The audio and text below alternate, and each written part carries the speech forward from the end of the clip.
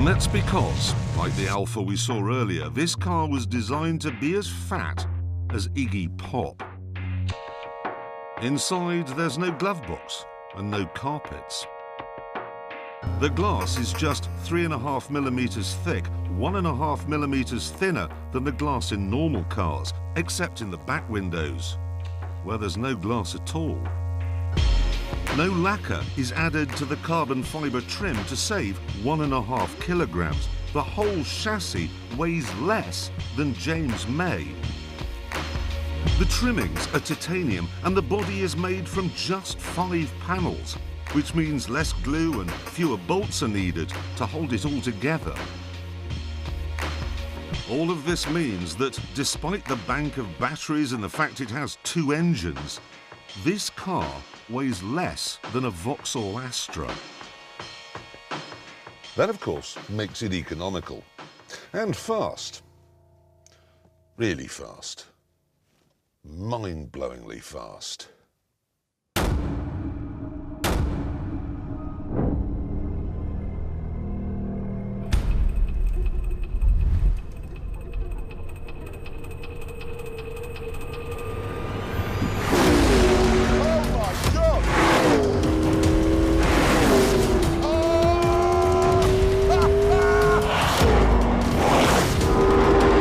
The speed, in fact, is the main reason I brought this car to Belgium, because Belgium is home to this place. Spa, the longest, wildest racetrack on the F1 calendar. Have they made somebody go this far? Okay, let me just slow it down while I explain what's going on here. The electric motor and the big V8 generator are working together so that I have at my disposal 903 brake horsepower.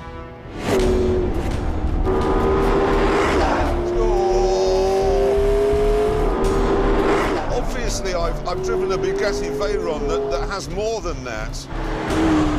But a Bugatti Veyron, it has 4-wheel drive and it weighs more than most mountains.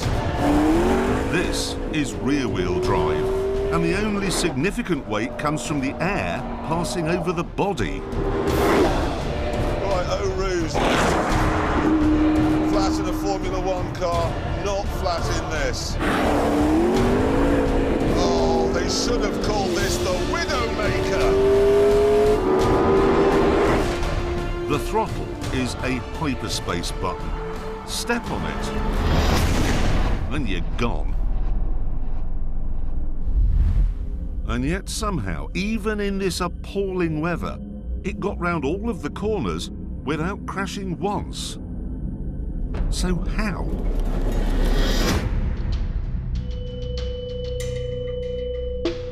Well, that's partly because it's made of stuff from the future.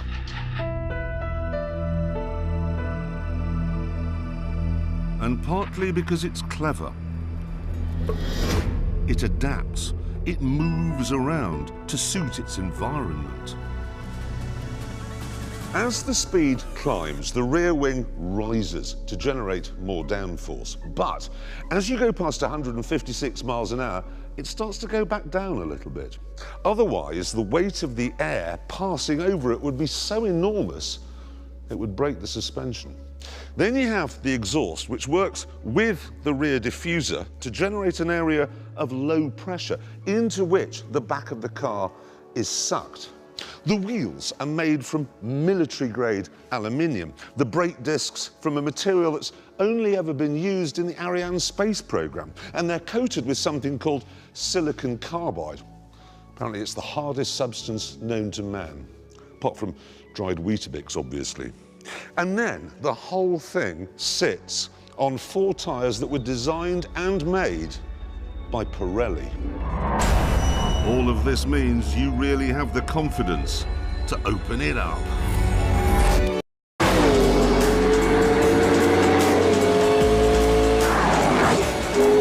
This thing goes from 0 to 160 faster than a Golf goes from 0 to 60.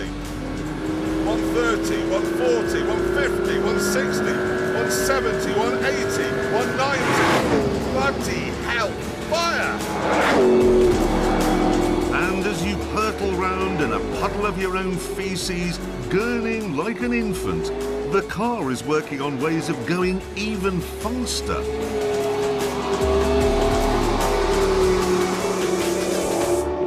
Let me give you an example. The electric motor is used to fill in the little gaps when the petrol engine isn't working at its best, like, for example, during gear changes or while the massive turbos are spooling up. And what I find hysterical about that is that Mclaren has taken this hybrid technology, which is designed to reduce the impact of the internal combustion engine, and is using it to increase the impact. That's like weaponizing a wind farm, or buying the Rainbow Warrior and turning it into an oil tanker.